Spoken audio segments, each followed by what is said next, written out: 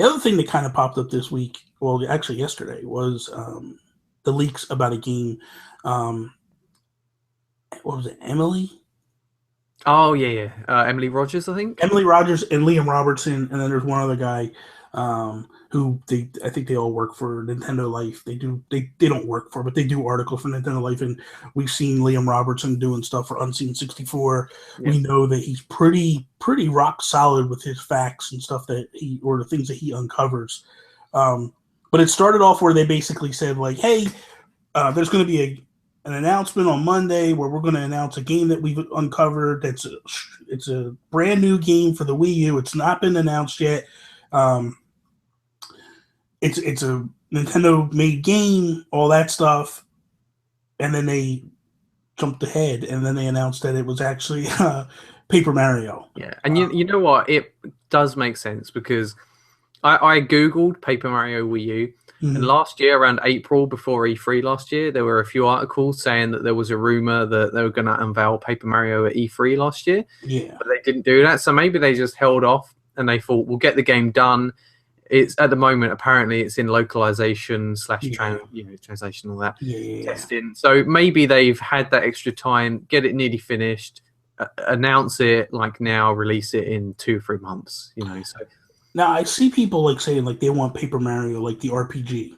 Yeah, because wasn't the Paper Mario on the Wii kind of like a 2D, 2.5D?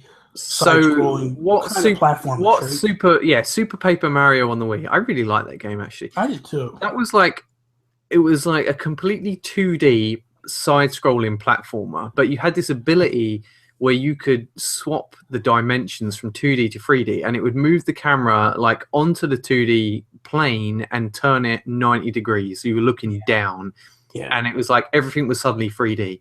Yeah, and that was actually a really cool, unique game idea, and you could like see things from a different perspective, and you could like slip into areas that you couldn't normally see in a 2D field of view. So they did something really cool with that, but all of the combat was like a platformer. So you jump on enemies' heads to kill them. It wouldn't like go into like a battle screen, and you wouldn't have turn-based battles or anything. So it was quite a bit different to the original N64 one or the GameCube one.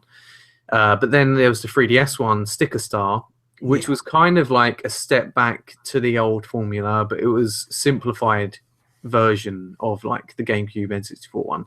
So there was turn-based battles, but instead of a lot of the more complex RPG stuff, they had stickers, and you were basically collecting stickers, and you would use those to battle with, and then you could get more coins to go buy more stickers. So it was like a very simple RPG mechanic. So, but people really want the old style of the N64 one or the Thousand Year Door on GameCube. Like that was more of a hardcore, or not necessarily hardcore, but it was much more of an RPG in its format. You'd go up levels and you'd have companion characters with their unique abilities and stuff like that. See, here's what I'm thinking, and I'm possibly wrong. I really don't follow the series that strongly. Like I said, I played the one on the Wii.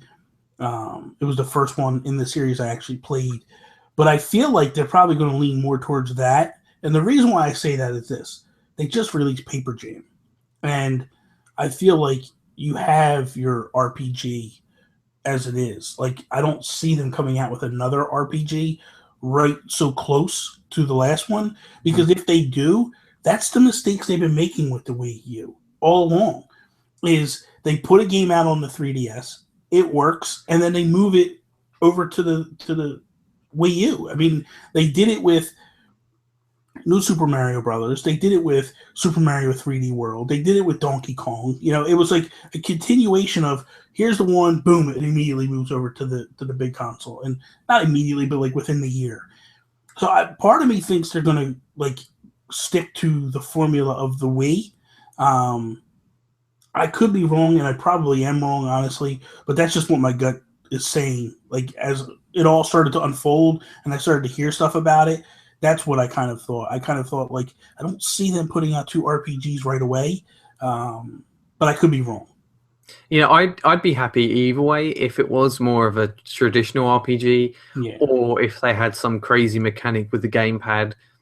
as long as I didn't have to look at the gamepad all the time, you know, I'd be fine with it. You know, it'd be kind of cool, not to cut you off, but if, and now I'm thinking about it, it would be kind of cool. Like if you were playing and you have the gamepad here, and the gamepad was stuck in the 3D view, and the TV was the 2D view. That would be cool. And maybe if you tapped the gamepad, it flipped the screens back and forth. Yeah. So if you wanted to predominantly be in the 3D view, and that is actually the view that's working per se, right? That's what you stayed as. Or, you know, you could flip flop them. That might be. Yeah, I mean the problem is with that is where they had the 3D view in Super Paper Mario, because you could see other stuff. Like there were pits that you could fall in that you couldn't fall in the 2D plane. And stuff like that, so you'd have issues with them running at the same time. Well, what I mean is like whatever is happening on the TV is that's what's going on. But you could also look down to see, because there was always secrets and stuff. So not always, but there were secrets on the other. I mean, that's just something you could. Yeah, I mean, you could work something out with that, I guess. Because the other thing too was like if you were coming up against enemies that you couldn't beat on the 2D, you could turn it to the 3D, and like just skirt by them. Yeah, exactly. Or even walls, like walls you couldn't get past. Yeah, you just turn it and it would skirt through. Just I don't know, something to kick.